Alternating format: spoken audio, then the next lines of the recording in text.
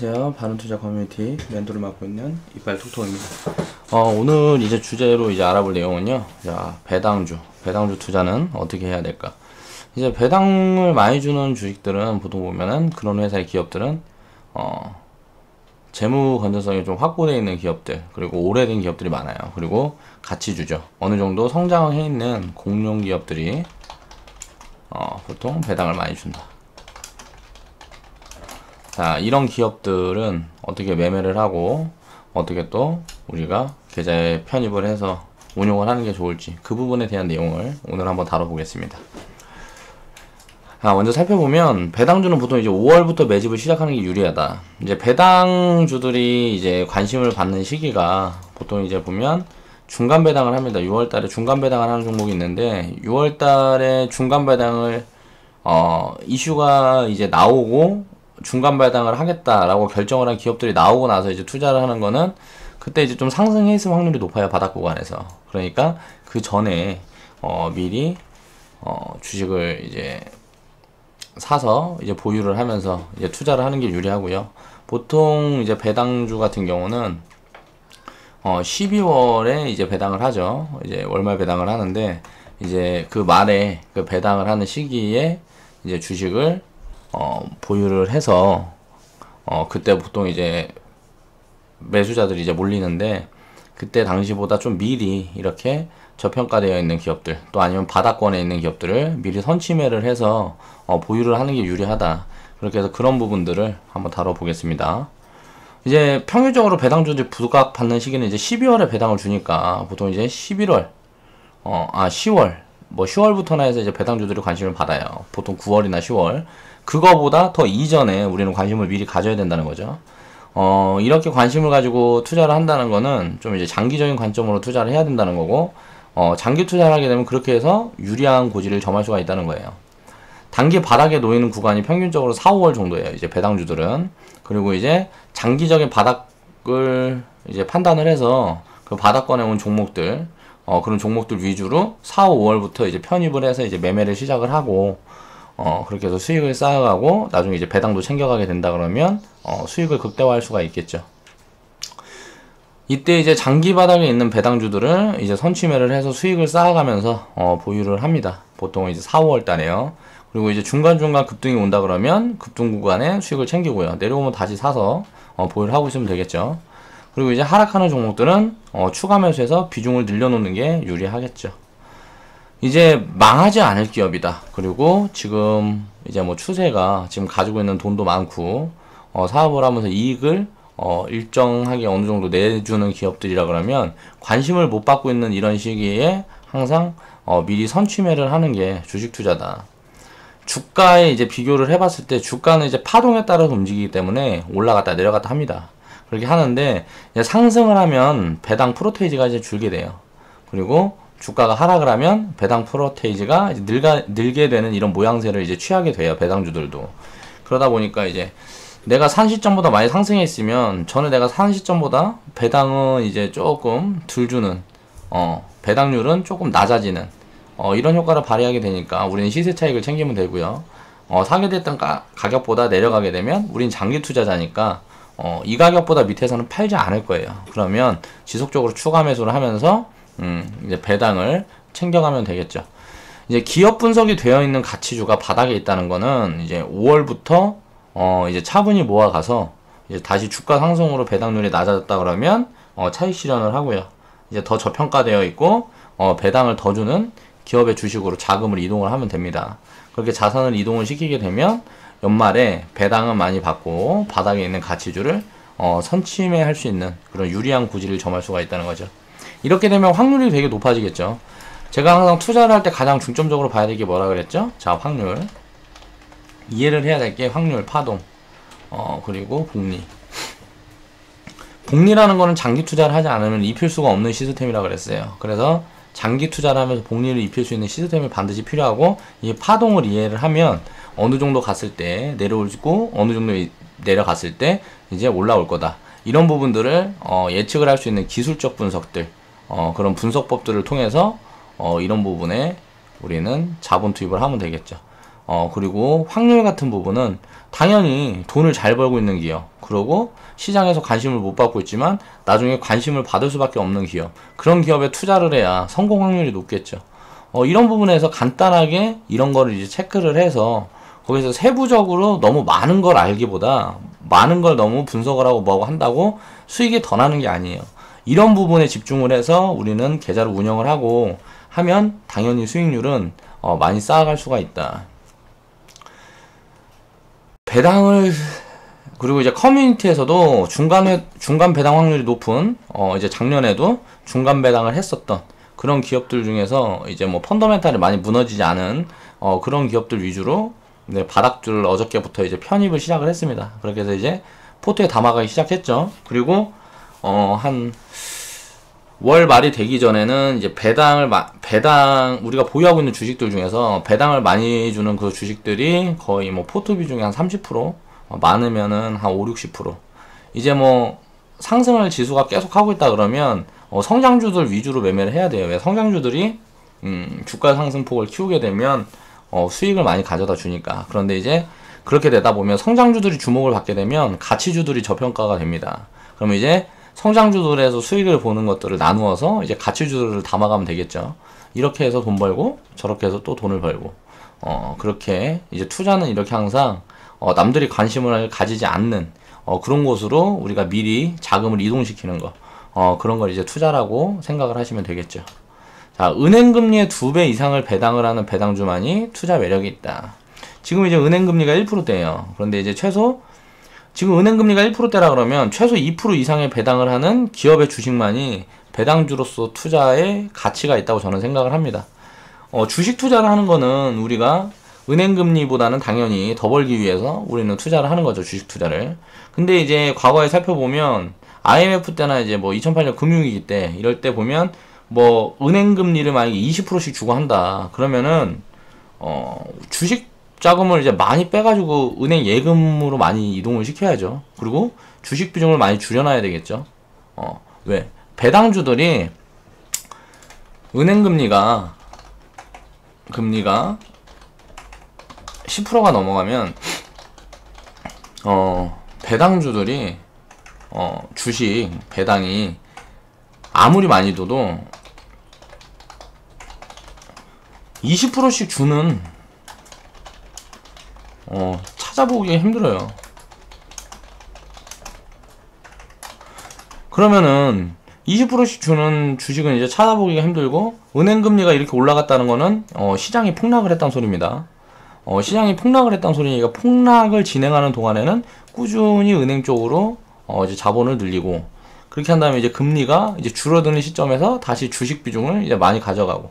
그럼 지금은 어때요? 은행금리가 바닥이죠. 자, 예금은 하면 안 되는 때다는 거예요, 지금은. 그러니까 우리는 주식 투자를 더 적극적으로 해야지 인플레를 이겨내고 내 자산이 지속적으로 증가를 할 수 있는 그런 효과를 누릴 수가 있습니다. 지금은 은행금리 2배 이상, 은행금리보다 2배 이상 주는 주식들이 넘쳐나죠.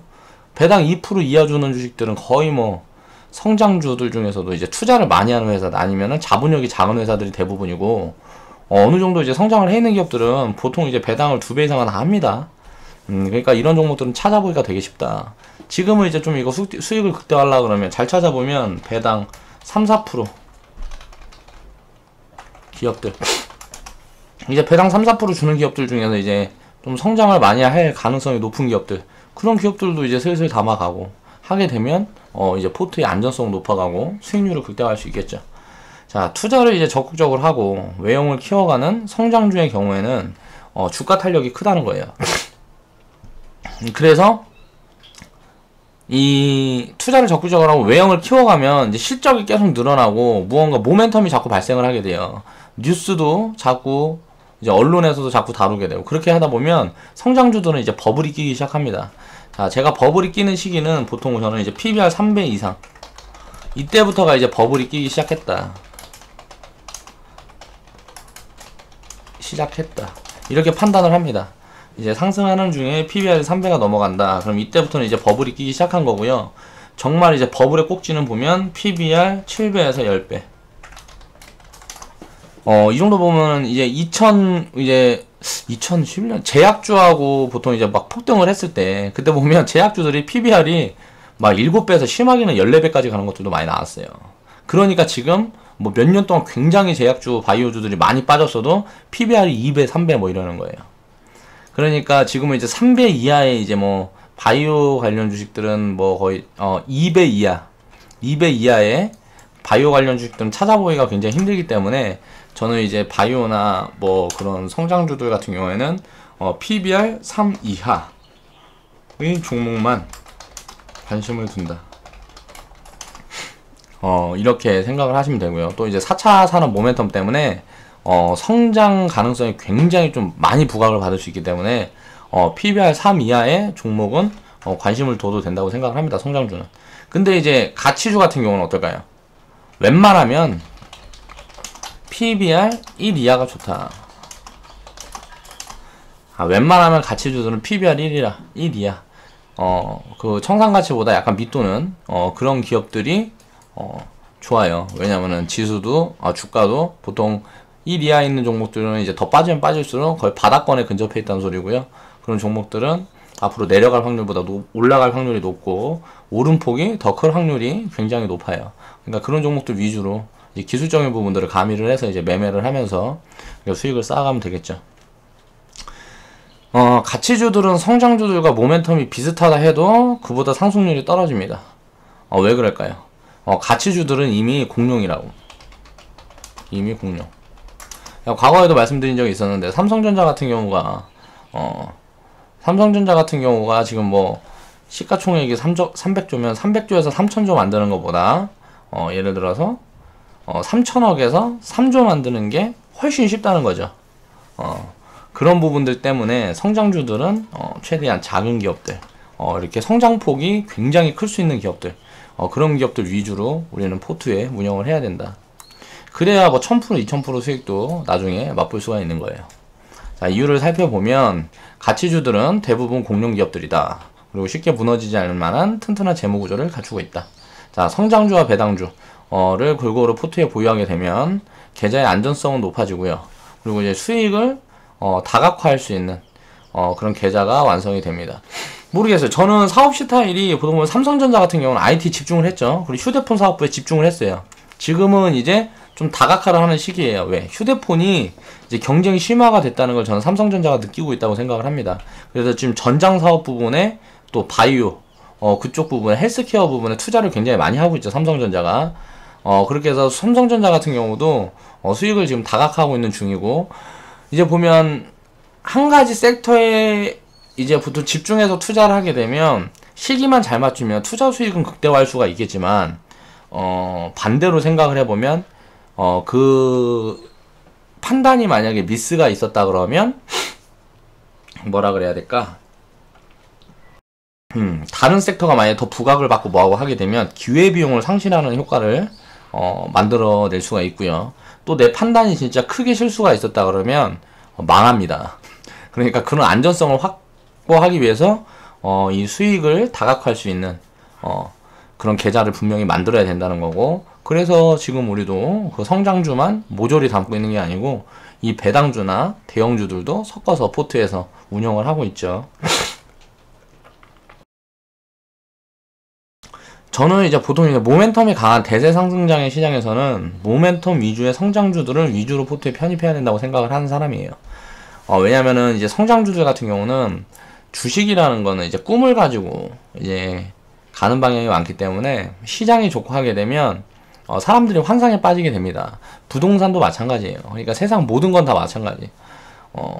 농사도 마찬가지죠. 예를 들어서 뭐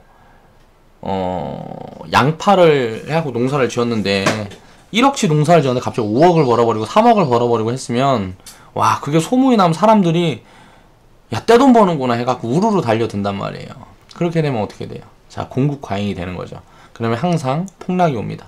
그래서 폭락이 한 3년 4년 지나면 1억을 집어넣어서 농사를 짓는데 수학을 해보니 5천만원 7천만원 밖에 안 나와. 고생은 고생대로 하고 돈은 까먹고, 야, 이 사람 떠나고 저 사람 떠나고 다 떠나는 그 시점에 자, 까먹을 거 생각하고 한 3년 지으면 어떻게 될까요? 자, 1억 집어넣어서 3억 만드는 사람들은 그럴 때 투자하는 사람들이 이제 그런 상황을 즐길 수 있다는 거예요. 주식도 마찬가지입니다. 그렇게 해서 이제 더 이상은 이제 뭐 보이지가 미래가 보이지 않는다. 이럴 때 투자를 적극적으로 할 수 있는 사람은 인생 역전의 기회를 항상 만들 수가 있습니다. 그러니까 그런 부분들을 생각을 해봐야 돼요. 그럴 때 투자하는 게 어떻게 보면 가장 안전한 투자 시점이에요. 투자 포인트고, 우리는 이제 악재 때마다 이제 포트에 편입을 해서 이제 수익을 많이 보는 그런 걸 이제 계속 지금 경험을 해오고 있죠. 2월 달부터. 그리고 과거에 제가 이 커뮤니티 시작하기 전에도 계속 얘기했죠. 신재생에너지, 트럼프 악재 맞았을 때부터 추천하고, 게임주들 해갖고 추천하고, 그리고 나서 이런저런 백화점주부터 해서 화장품 이런 거 저런 거 막 추천했던 것마다 지금 이제 증권방송이나 이제 떠들고 있어요. 우리는 다 이제 수익을 이제 10%에서 많게는 20% 30%까지 이렇게 챙기고 나온 그런 종목들을 이제 막 이제 추천하고 시작하고 있죠. 그러면은 우리는 완전 바닥에서 잡아갖고 그때부터 매매를 했기 때문에 우리는 소외되지 않았어요. 지금 가격이 조금 내려오면 사도 부담이 없다는 거예요. 근데 지금 이제 초기에 투입하는 사람들은 어때요? 지금 자리에서 이제 편입을 해서 여기서 더 빠져버리면 그러면 이제 손실이잖아요. 그 손실을 회복해야 되는 상황인 거고, 우리는 이제 쌓아놓은 누적 수익금이 있기 때문에 부담 없이 투자에 임할 수가 있다. 그러니까 그런 부분들을 항상 생각을 해봐야 됩니다. 항상 이제 남들이 다 안 좋다 그럴 때, 힘들다 그럴 때 투자할 수 있는 그런 마인드를 갖춰야 진정한 투자자다. 이제 대세 상승장이 오면 이제 성장주들이 포텐이 터져요. 그러면서 이제 수익률이 진짜 어마어마한 수익률을 이제 가져다 줍니다. 이거는 경험해보지 않은 사람들은 상상도 못해요. 어쩔 때는 1년에 1년도 아니야. 한 2개월 만에 200% 이상 수익? 종목이 막 몇 개씩 나오기도 합니다. 포트폴리오를 이제 다각화해놓고 하다 보면 그 중에 부각받는 종목들이 분명히 나와요. 그러면 막 한두 달 만에 막 이렇게 급등을 막 만들어가는 종목들이 나와요.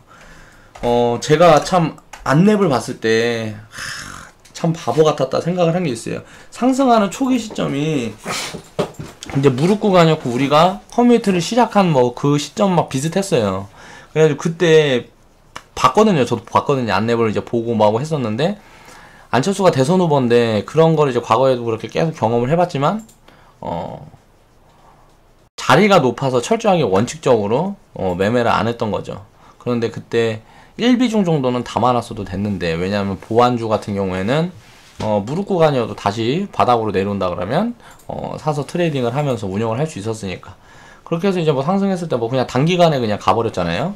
그런 버블은 사람은 이제 가치를 보고 투자하는 게 아닙니다. 이게 언제까지 갈지만 관심이 있는 거예요. 투기꾼들이 덤벼요. 이게 지금 비싸다는 거 다 알고 있어요. 근데 그 타이밍을 누가 잘 맞추느냐, 이 게임을 하고 있는 거예요. 투기꾼들끼리. 그러면 이제 바닥에 산 사람들은 어떻게 되겠어요? 그 투기꾼들이 싸워서 그 위에서 꼭지를 만들어가는 그 시점만 포착을 해서 팔면 수익률을 극대화할 수 있겠죠. 우리는 투기를 하는 게 아니고, 남들이 투기를 해서 내 걸 더 비싸게 사주니까 얼마나 비싸게 사줄래 해가지고 가장 비싸게 사주는 사람들한테 내 물량 던지고 나오면 되는 겁니다. 그러니까 버블이라는 건 항상 그거예요. 버블은 항상 투기꾼들이 만든다.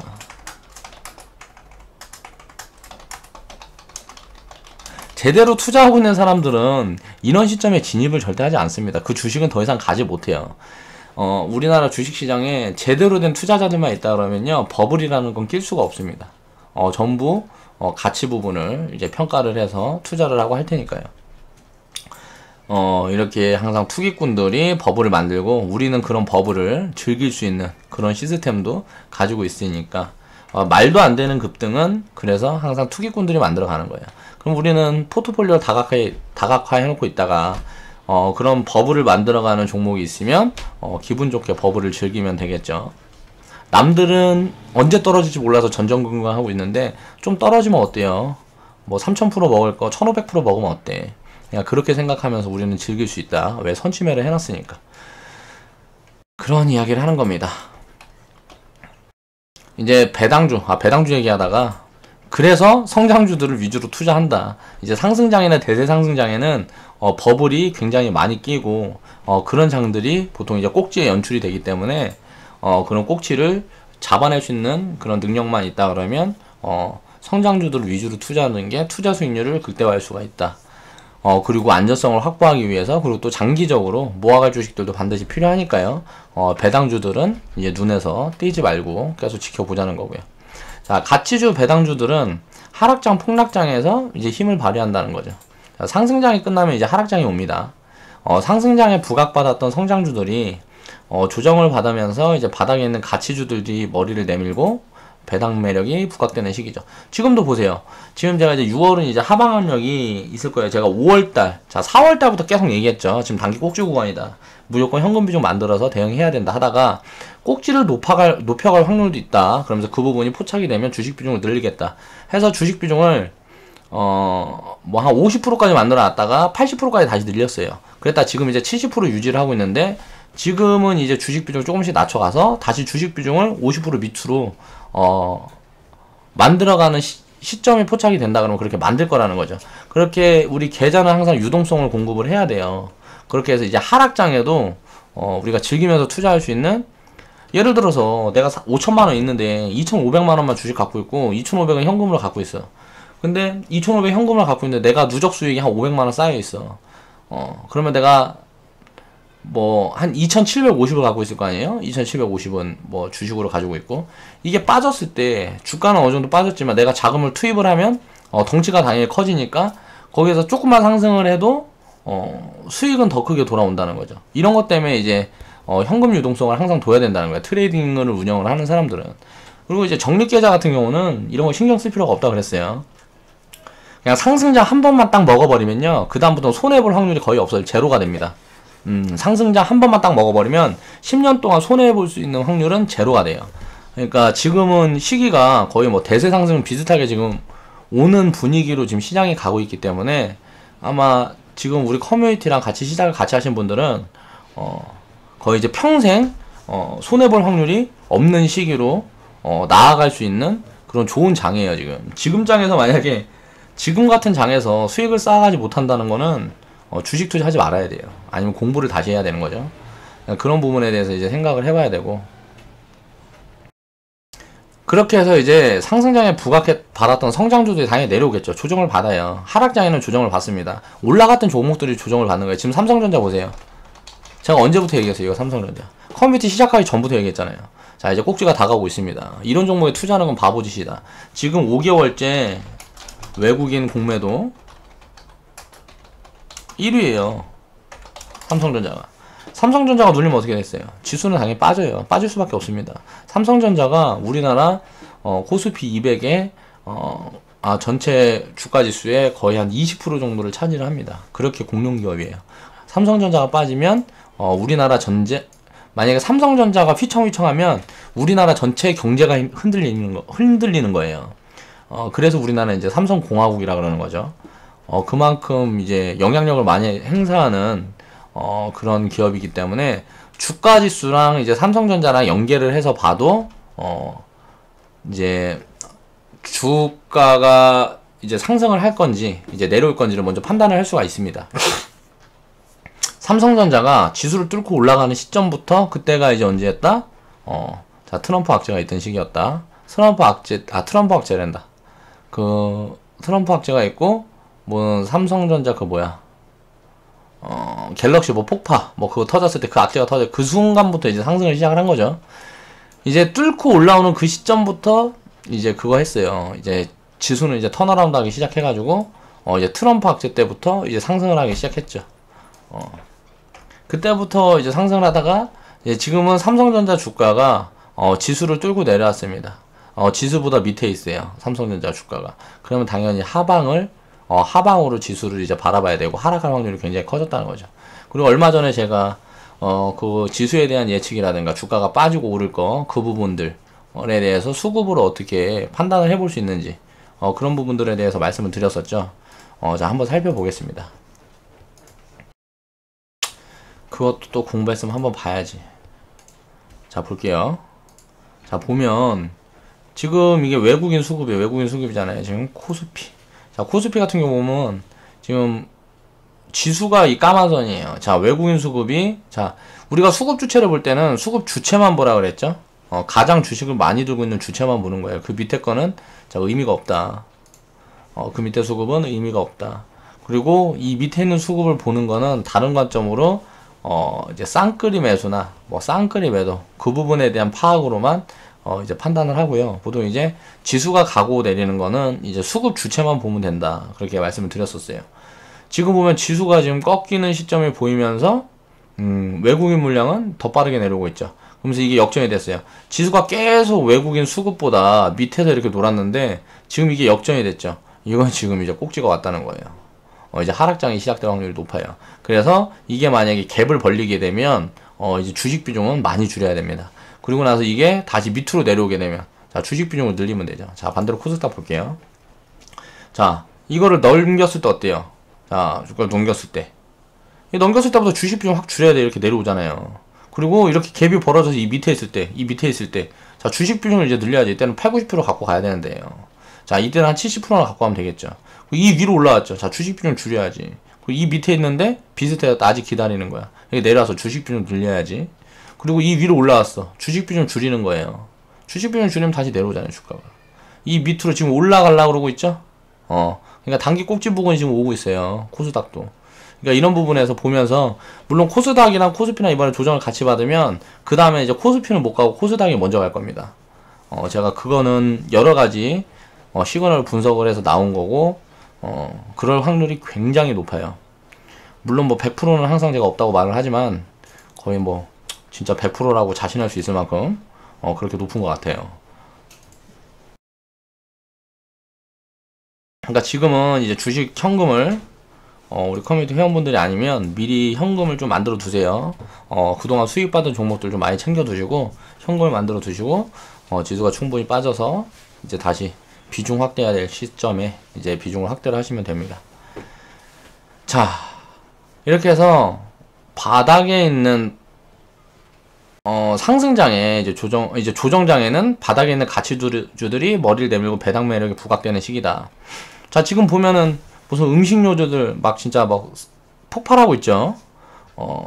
내수주들 뭐 진짜 시세가 이제 폭발하고 있습니다. 그러면서 바닥에서 그동안 이제 머리를 찔끔찔끔 내밀고 있어요. 이제 그동안 상승을 했던 그 종목도 이제 눌리고 이제 순환매가 도는 거예요. 그러면서 가치주들이 이제 조금씩 모멘텀을 만들어 가고 있는 겁니다. 그렇게 하면서 이제 뉴스가 막 나오기 시작할 거예요. 자, 물가가 올라서 실적이 좋아질 거고, 자, 그때는 이제 조금 이제 팔기 시작하면 됩니다. 그런 뉴스가 나올 때는 조금씩 이제 팔기 시작하면 돼요. 그런 뉴스 내놓고 개미들이 달라들면 거기다 던지니까요. 똑같이 하면 돼요. 똑같이. 이때 이제 바닥에 있는 배당주들을 이제 포트에 편입을 하게 되면 안정적인 수익률을 만들어갈 수 있다. 뉴스가 나오기 전까지. 뉴스가 나오기 시작하면서 지수가 꼭지 움직임을 보이면 그때는 이제 다시 던지고 수익을 다시 챙겨서 성장주로 이게 포트를 다시 전환을 시키면 됩니다. 가치주가 이제 가장 빛날 때는 폭락장과 투매장이에요. 자, 가치주가 가장 빛날 때는 이제 그 과거의 IMF나 2008년도처럼 이렇게 막 급락이 왔을 때 진짜 어마무시하게 싸집니다. 진짜 이럴 때는 그냥 사놓으면은 가장 안전빵이에요. 이런 종목들에 투자를 해야 돼요. 내가 나가서 뭐 교통사고 나서 죽을 확률보다 이런 종목들이 크게 갈 확률이 훨씬 높아요. 자, 폭락장은 보통 이제 대세상승장이 끝나는 시점에 온다고 보면 돼요. 폭락장은 이제 대세상승장이 끝나는 시점에 오게 되니까, 대세상승장이 끝나는 시점은 버블이 문제가 되고 이제 우리가 보유하고 있는 종목들이 PBR이 막 6배 되고 10배 되고 이렇게 되는 그런 시점에 이제 버블이 옵니다. 그럼 버블이 왔을 때 이제 전 세계적으로 큰 위기가 닥칠 거예요. 이거는 항상 반복이에요. 보통 10년 사이클이라 그래서 제가 2018년을 조심하자 뭐 그런 이야기를 했었죠. 이제 그때 많이 올지 내년에 2018년도에 올지 2018년 말이나 뭐 19년도에 올지 그런 거는 잘 모르겠어요. 근데 지금 만약에 대세상승장을 시작을 한다 그러면 그런 버블 부분이 문제가 생기면서 꼭지를 만들고 이렇게 올 거다. 큰 악재가 터질 거다. IMF 때나 2008년 뭐 리먼 사태 때 이때처럼 그런 상황이 올 거다. 이거는 지금 제가 봤을 때는 중국발 악재로 올 확률이 높을 것 같아요. 지금 중국이 부채가 굉장히 많아서 중국과 미국 뭐 이쪽에 대한 악재, 그리고 유로 붕괴, 뭐 유로존 붕괴. 지금 뭐 쉽게 말하면 유로존도 양극화가 심해지고 있죠. 거기에서 득을 보는 기업들은 계속 득을 보는 반면에 유로존 때문에 손해보는 기업들도 많이, 손해보는 국가들도 많이 나오게 되다 보니까, 뭐 이 사람, 뭐 이런, 여기서 나가고 저기서 나가고, 뭐 영국도 탈퇴를 하면서 이제 브렉시트가 왔었잖아요. 브렉시트가 왔었잖아요. 그런 것처럼 이런 것들이 좀 이제 연계돼 갖고 무언가, 그리고 우리나라는 왜 못 가요? 우리나라는, 국가부채, 가계부채 문제. 이런 것들이 이제 연계가 되겠죠. 그러면서 이런 투매 구간이 반드시 나올 거예요. 아마 나올 거라고 예상을 합니다. 제가 예상하는 것들이 다 되고 있잖아요. 그러니까 신뢰도가 굉장히 높죠? 이것도 확률이 굉장히 높아요. 제가 지금 말씀드리는 게. 근데 이걸 걱정을 해갖고 우리가 투자를 안 해야 될까요? 아니죠. 지금 이제 대세 상승장 막 시작하려고 그러는데 이런 걱정을 안 하면 어떻게 해요? 이런 부분들이 문제가 생길 때는 항상 먼저 포착이 된다. 포착될 땐 제가 다 말씀을 드릴 테니까 맘 놓고 투자하셔서 돈 많이 버세요. 그리고 이제 성장주들은 이런 투매장이 오면은 그 시기에 이제 치킨 게임이 시작이 돼요.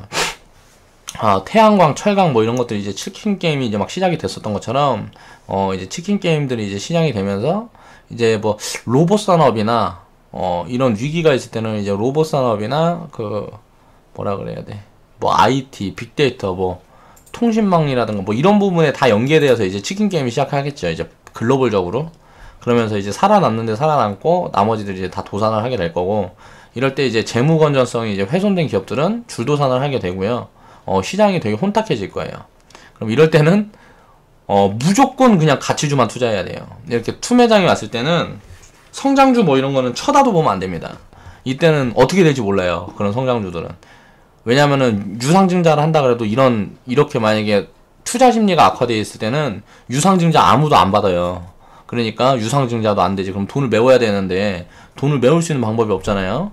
조그만 기업들은 은행에서 돈도 안 빌려주지, 유상증자도 안 되지, 뭐 상장 폐지 해야 되는 거예요. 그러니까 그런 위기가 나오면서, 이런 위기가 나왔을 때는 항상 이렇게 줄도산합니다, 기업들이. 그러면 이때는 무조건 튼튼한 기업들을 보는 거예요. 그래갖고 무조건 튼튼하고 가치주들, 그리고 배당 많이 주는 주식들, 그런 주식들 위주로 포트에 꽉꽉 채워놓으면 나중에 이제 그런 가치주들이 막 10배, 20배 성장을 해요. 이거는 다 과거의 데이터로 다 남아있는 부분들이기 때문에 스스로 공부를 해보셔도 다 확인할 수가 있고요. 그때 이제 가진 바 자산이 많고 사업 구조가 안정적인 가치주들을 10년 중에 가장 싼 구간에 놓이게 돼요. 10년마다 이런 주식 사이클이 있다 그러면 이 10년 중에 가치주들이 가장 싼 구간이 이런 구간이에요. 그러니까 이런 구간에 이제 배당도 굉장히 많이 하죠. 배당도 뭐 이제 막 10% 이상 하는 종목들이 많이 나옵니다. 이럴 때는. 이런 대위기가 나오면 화폐 가치가 쓰레기가 된다. 그러니까 이자를 많이 주면, 우리는 이제 실생활, 일상생활에서 돈을 사용을 하니까 이자를 많이 주면 그냥 실생활에서는 물가가 좀 올랐다, 그냥 이렇게만 생각을 하는데, 이렇게 이자를 많이 준다는 자체가 이제 화폐 가치가 굉장히 안 좋아졌다는 거예요. 그럼 화폐 가치가 안 좋아지면 어떻게 해요? 제가 뭐라 그랬어요? 금값 오른다. 금값은 오르는 게 아니라 제자리에 있는 거예요. 화폐 가치가 낮아지니까 금값이 가는 거예요. 이렇게 되면 이런 폭락장에는, 자, 금값이 굉장히 많이 올라 있겠죠. 이럴 때 이게 마무리되는 시점을 보이면 금값도 이제 꼭지를 찍고 이제 횡보를 하든가 살짝 조정을 줍니다. 그럴 때 우리는 금 좀 팔아 하고 다시 주식 투자로 주식 시장으로 이동을 시키면 되죠. 그래서 지금부터 수익금의 일부를 덜어서 금 사라고 계속 얘기하잖아요. 제가 영상에서도 얘기하고, 우리 단체 톡방에서도 얘기하고, 또 제가 댓글로도 얘기하고, 우리 카페에서도 얘기하고, 그냥 하는 얘기가 없어요. 이렇게 하고 시간이 흐른 다음에 제가 말씀드렸던 이런 부분들이 어떻게 진짜 다가오는지 지금 겪어오고 계시잖아요. 회원분들은 다 말대로 되죠. 되게 희한하죠. 근데 내가 신기가 있어서 그러는 게 아니에요. 과거 데이터를 분석을 해보면 누구나 알 수 있는 겁니다. 그러니까 이런 부분들의 경제인식을 가지고 있다 그러면 투자를 더 적극적으로 할 수가 있겠죠. 무언가 문제가 생긴다 그러면 미리 포착이 가능하니까 미리 빠져나오면 되잖아요. 그러니까 투자는 항상 여유롭게 하는 거다. 왜? 나 같은 알바 쓰고 있잖아. 싼 돈에 싼 인건비 주면서 나 같은 알바 쓰고 있으니까 여러분들은 편안하게 투자하시라고요. 자, 우리나라는 이제 20%의 배당을 한다. 배당 성향이 정말 썩었어요. 썩었어. 기업들이 썩었어. 미국이 지금 40% 후반대에 지금 배당을 하고 있는데, 미국 같은 경우는 스타트업이 굉장히 많아요. 전 세계에서 이제 기술적인 부분으로는 미국이 거의 다 뭐 쥐고 있죠. 이 4차 산업에서도 거의 미국이 쥐고 있는 비중이 거의 대부분일 거예요. 그러니까 투자를 굉장히 많이 하기 때문에 배당률이 이렇게 낮은 거예요. 그런데 우리나라가 미국보다 과연 기술력이 우수한가요? 그렇지 않잖아요. 그런데 배당을 이렇게밖에 안 해요. 문제가 있다는 거죠. 일본 같은 경우가 이제 뭐 한 30% 후반대. 프랑스는 굉장히 가치주들만 있다고 봐야 돼요. 배당 성향이 거의 70%입니다. 프랑스는. 배당을 이렇게 많이 하는 나라예요. 그럼 프랑스 같은 나라가 가장 좋죠. 저축으로 주식 투자를 하기는 프랑스 같은 나라가 가장 좋아요. 지금 또 뭐 위기 뭐 있으면서 뭔가 휘청휘청하고 이제 바닥을 기는 시점이 온다 그러면 프랑스 주식들 갖다 사 모아야 됩니다. 자, 중국이 한 35% 정도? 중국도 굉장히 투자를 많이 하니까. 근데 이제 베트남 같은 데가 좀 의외예요. 베트남이 좀 경제인식이 굉장히 좀 선진화되어 있는 것 같아요. 우리나라보다는 훨씬 더 선진화되어 있는 것 같아요. 베트남 같은 경우도 기업하는 사람들이 이제 경제인식이 선진화되어 있다는 거지. 그러면 이제 주식으로 우리가 저축을 할 때는 지금 만약에 저축을 한다면 어디에다 해야 된다? 자, 프랑스, 베트남 이런 데 있는 가치주들 자, 분석을 해서 그냥 사면 돼요. 내가 그런 거 잘 모르면 펀드를 해야 되는데 펀드를 좀 세세하게 잘 따져봐야 되겠죠. 그렇게 뭐 하는 회사고 뭐 어떻게 해야 돈 버는 회사고 가치주가 뭐겠어요. 뭐 음식료 같은 거 팔고 뭐 돈이 많이 가지고 있고 뭐 그런 기업들 위주로 이제 투자를 하는 성장주보다는 그런 쪽 위주로 투자를 하는 가치주 위주로 투자를 하는 펀드에 가입을 하는 게 유리하겠죠. 그런 부분들을 짚어가면서 우리는 투자를 할 수가 있어요. 나중에 커뮤니티에서도 이런 해외 주식들도 투자를 해야죠. 우리나라 시장이 버블이 형성이 되고 이제 더 이상 이제 매력이 없다 그러면 당연히 거기서 이제 해외로 눈을 돌려서 투자를 해야 되겠죠. 해외로 투자를 하는 게 굉장히 국익에도 보탬이 됩니다. 그 나라에 투자를 해서 그 돈을 우리나라로 갖고 오면 어떻게 되겠어요? 우리나라 국익에 굉장히 보탬이 되겠죠. 미국 같은 나라, 그런 유럽 국가들 중에 그렇게 해서 성장한 나라들이 많이 있죠. 스웨덴 같은 나라 보면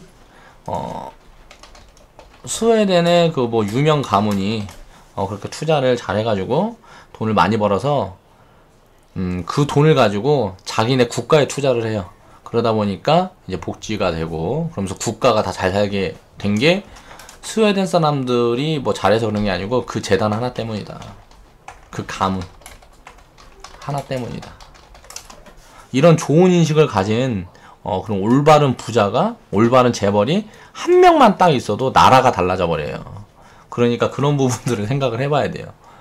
스웨덴이라는 나라를 한번 분석을 해보면 그 국가를 살린 거는 그 오래도록 유지해온 그 가문에서 투자를 잘해서 그 돈을 자기네 나라로 다 끌어가서 스웨덴이 지금 그렇게 잘 살고 있는 거예요. 스웨덴과 독일 같은 나라가 그렇게 돼 있죠. 독일 같은 경우는 이제 빚을 다 갚아버려서 잘 살게 된 거고요. 스웨덴이랑 좀 성향이 다르죠. 독일 같은 경우는 미르켈 총리 나와서 자기네 부채 다 갚아버렸어요. 긴축 정치에서. 그러니까 빚이 없으니까 당연히 나라가 잘 살겠죠. 빚은 없고 빌려준 돈밖에 없어요. 그러니까 당연히 나라가 잘 살게 될 거 아니에요. 그렇다. 우리나라는 빚으로 먹고 사는 나라예요. 근데 경제인식도 바닥이야. 이거 진짜 지금 전 좀 위험하다고 생각합니다. 우리나라는. 이대로 이게 진행이 되면 베트남 같은 나라한테 무조건 뒤처지고요. 대만은 이미 우리나라를 넘어선 것 같아요. 제가 생각했을 때는 대만은 지금 이제 한국을 이미 넘어선 것 같고 베트남 같은 나라한테도 뒤처질 수가 있습니다. 우리나라가. 우리나라 사람이 이제 베트남 가서 일해야 되는 그런 상황이 올 수도 있어요. 참 그렇겠죠. 기분 안 좋겠죠. 이제 우리나라는 이제 10% 후반대, 이제 18% 배당 성향을 보이고 있습니다. 자, 그러면 미국을 쫓아가려고 해도 아직 또 2배 성장을 해야 되고요. 뭐 일본 성장하려고 해도 거의 50% 성장을 해야죠. 근데 이런 부분들이 지금 분위기가 바뀌어가고 있죠. 신정부가 출범하면서 이런 부분에 대해서 자꾸 얘기를 하고 있고, 지금 연기금들이 자꾸 개입을 하고 있어요. 이제 기업들의 지분을 이제 연기금이 많이 취하면서 배당 더 줘라 이렇게 자꾸 얘기를 하고 있으면서 배당은 이제 늘어날 조짐이 보여요. 그러면서 지금 이제 뭐 새로 주도주가 이제 그동안 저평가에 놓여져 있던 지주사들 위주로 될 거라는 이야기들이 점점 확산이 되면서 지주사 흐름이 이번 주 굉장히 좋았죠. 우리도 좀 수익 많이 보고 이제 매도한 종목들이 보통 보면 지주사가 보통 대부분인 것 같아요. 요즘은 이제 한국이 그동안 이제 급성장을 해오면서 기업들이 투자에 적극적이었다는 말도 되고요. 이런 부분들은 그렇게 해서 이렇게 배당 성향이 낮다고도 볼 수가 있고, 또 이제 기업들이 인식이 투자자들을 기업의 주인이라고 생각을 해야 됩니다. 기업은 내가 기업을 하고 있는 CEO면 내가 CEO인데 내가 우리 기업의 주인이라고 생각을 하면 안 돼요. 우리 기업의 지분을 가지고 있는 주주들이 주인이라고 생각을 해야 되는데, 보통 우리나라 사람들이 다 주식을 보통 보면 이제 투기적으로 다 이렇게 하다 보니까 투기꾼으로만 보니까 걔네들한테 돈 주기가 싫은 거야. 그러다 보니까 배당 성향이 안 좋은 그런 것들도 이제 껴있는 거죠. 이런 부분이 이제 장기 투자를 막는 악순환 구조에 엮여져 있습니다. 그런데 이제 이번에 신정부에서 이 부분에 대한 직접적인 이제 관여를 하기 시작했죠. 그러면서 이제 지주사들이 부각받고 있고 꽤 올라왔다. 과거에 이제 2011년경 모르겠어요. 2011년경인지 언제인지 정확하게는 모르겠어요. 제가 이런 부분 정확하게 모르겠는데, 제가 그때 뉴스 봤을 때 11조를 배당을 했었어요. 그렇게 11조 배당하던 나라가 지금 올해는 기업들이 뭐 성장도 많이 했고요. 배당 성향이 좀 늘어나서 20조 정도 배당을 하고 있습니다. 근데 이 20조 중에 9조를 외국인들이 가져가고 있어요. 우리나라가 경제 성장을 통해서 이룬 그 절반을 외국인들이 다 가져가고 있어요. 20조의 9조를 외국인들이 가져가고 있대요. 배당받아서. 그리고 시세 차익도 다 가져가고 있죠. 어떻게 보면 지금 외국인들이 한국에 돈 벌어서 70%는 외국으로 나가고 한 30% 정도 가지고 한국 국민들이 먹고 살고 있다. 이렇게 생각을 해볼 수도 있습니다. 그러니까 우리나라가 돈 벌어서요, 한 70% 정도는 외국으로 다 나가고요. 그러고 나서 한 30% 정도 가지고 먹고 살다 부족하면 이 70% 벌어놨던 이 외국인 돈들 한 10% 20% 빌려요.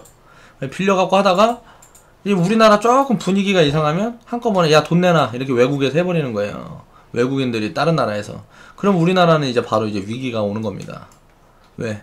그게 왜 그럴까요? 나라에 돈이 없으니까 그런 거예요. 근데 나라에 돈이 없는 거를 뭐 자꾸 보면 비난만 하고, 인터넷 댓글 같은 거 봐도 뭐 이제 미국을 고래, 중국을 고래라고 끼면 우리나라는 그 사이에 낀 새우 정도로 이제 폄하를 많이 하죠.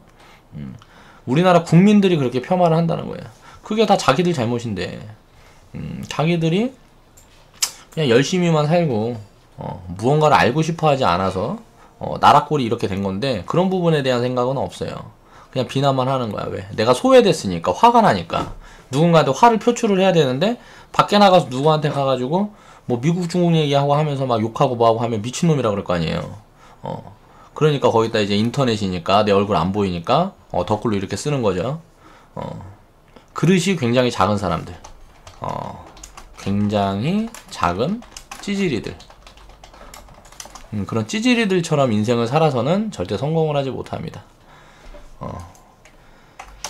그렇게 해서 우리 회원분들은 이런 부분들을 하나하나 알게 되면서 경제인식을 좀 무장을 하고 세상을 그렇게 슬기롭게 그렇게 살아가셔서 나중에 자산가가 되고, 그리고 나서 부자가 돼서 남들한테, 그 다른 서민들한테도 그렇게 자산가가 될 수 있는 방법을 자꾸 일러주고, 그렇게 할 수 있게 뒤에서 이렇게 밀어주고 하는 역할을 할 수 있는 사람들이 다 되셨으면 좋겠어요. 저도 물론 그런 부분을 위해서 노력을 할 거고, 제가 궁극적으로 바라는 거 그런 이야기를 했었잖아요. 제가 돈을 굉장히 많이 벌어서 저도 굉장히 이기적인 사람이에요. 그래서 내가 먹고 살 만큼은 있어야 되고, 내 가족을 챙길 만큼은 나도 가지고 있어야 됩니다.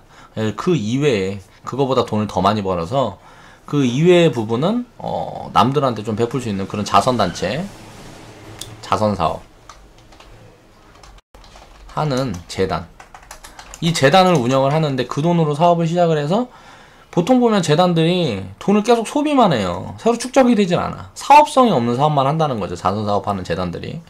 근데 이제 좀 사업성을 하는 재단을, 사업성이 있는 재단, 그러니까 재단 자산이 계속 커질 수 있는, 그러면서 그 중에 대부분은 이제 사회 환원을 하고, 그렇게 할 수 있는 그런 재단을 운영을 하는 게 목표예요. 내 인생 목표.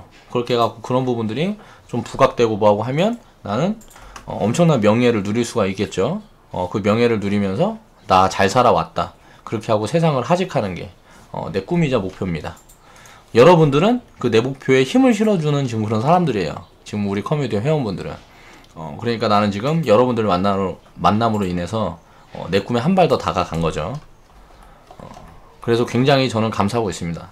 여러분들이 맨날 우리 회원분들이 카페에서 오고 뭐 댓글 오고 응원해 주시고 누가 악플 달고 하면 거기다 또 밑에 댓글도 달아주시고 응원을 많이 해주시는데 저도 그렇게 감사한 마음들을 이제 회원분들한테 그렇게 가지고 있고 하다 보니까 애착도 많이 가고 해서 뭐 커뮤니티 운영을 하면서도 뭔가 좀 잘못된 부분들이 보이고 매매일지를 통해서 보이고 하면 4시간 쪽에서 저도 이제 댓글도 달고 뭐 이제 상담도 해드리고 뭐 그렇게 하는 거예요.